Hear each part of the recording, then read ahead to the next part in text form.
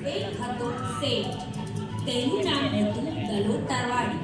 દલા તરવાડીની વહુને રીંગણા બહુ ભાવે.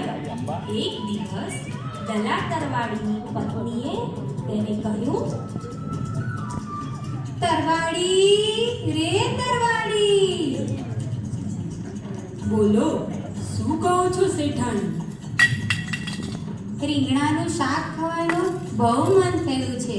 સરસ મજાના તાજા રીંગણ લઈ આવો ને તરવાડી. ઠીક ત્યારે. તરવાડી તો થેલી લઈને રીંગણા લેવા નીકળ્યા. ઠચુક ઠચુક ઠચુક ઠચુક ચાલ્યા જાય છે.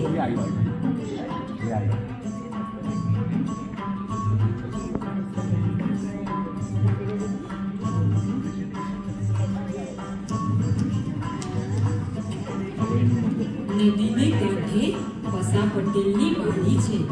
ત્યાં જઈને રીંગણ લઈ આવીશ. તરવાડી વાડીમાં પહોંચે છે.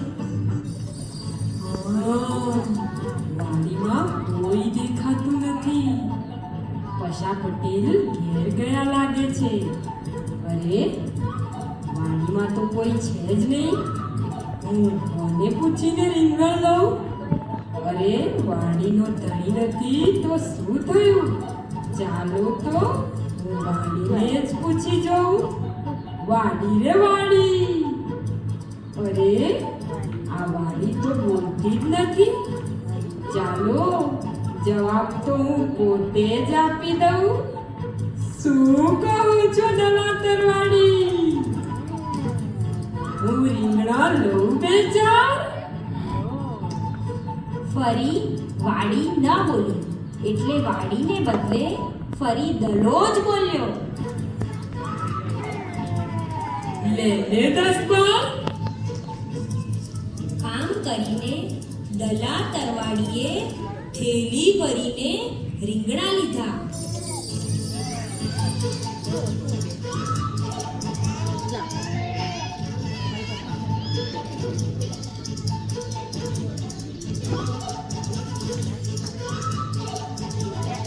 અને ઘેર ગયા.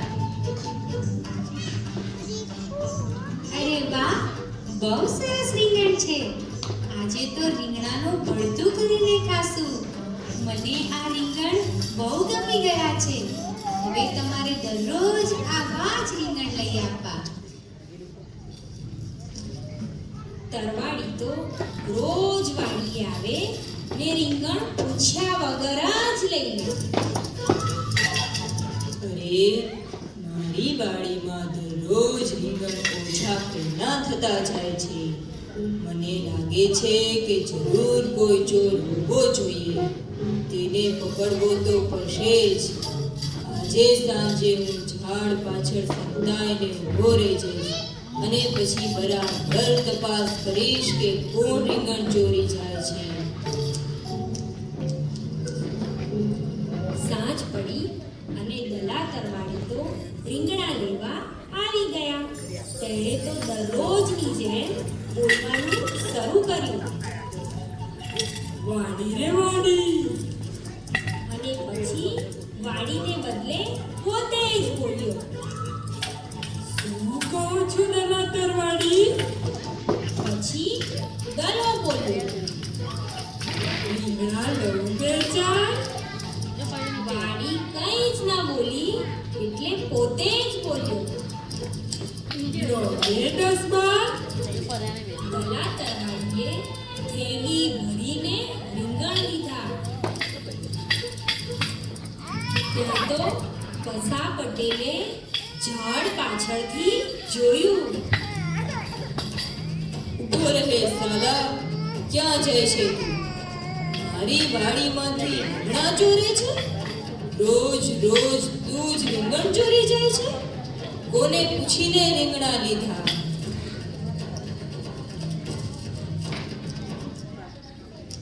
વાડીને પૂછીને લીધા છે.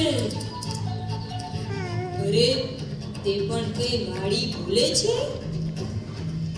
ના, વાડી ના બોલે એટલે હું બોલું છું. આજે તો હું તને નહીં જ છોડું. હમણાં અને હમણાં તને સજા કરું છું. એક દોરડું લઈને તને હમણાં જ બાંધીને કૂવામાં લટકાવું છું.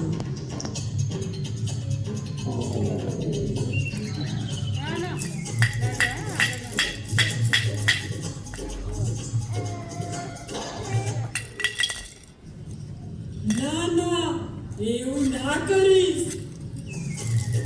કૂવા રે ભાઈ કૂવા. અરે કૂવો તો કઈ બોલતો નથી. લાવો ને હું જ બોલું. શું કહો છો પશા પટેલ? તુક્કા ખવડાવું 2 4? ખવડાવું ને 10 12?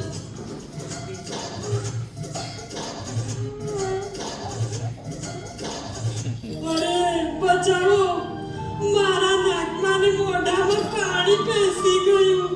મને છોડી દો.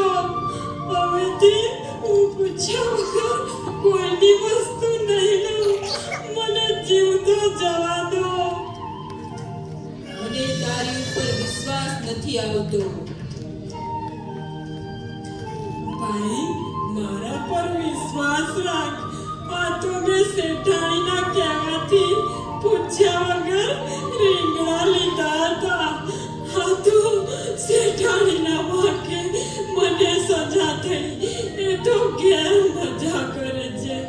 હવે તો હું કોઈના કહેવાથી પણ આવું કામ નહીં કરું. સારું ત્યારે બાળકો, આ દલોતરવાળી નક્કી કરે છે કે આજ પછી ક્યારેય પૂછ્યા વગર કોઈની વસ્તુ નહીં લઉં. તો શું કરીશું? તેને છોડી દઈશું?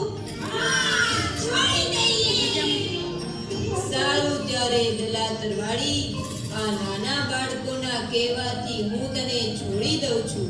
હવેથી કોઈના કહેવાથી પણ તું આવું ખરાબ કામ નહીં કરતો. તમારો ખૂબ ખૂબ આભાર વાલા.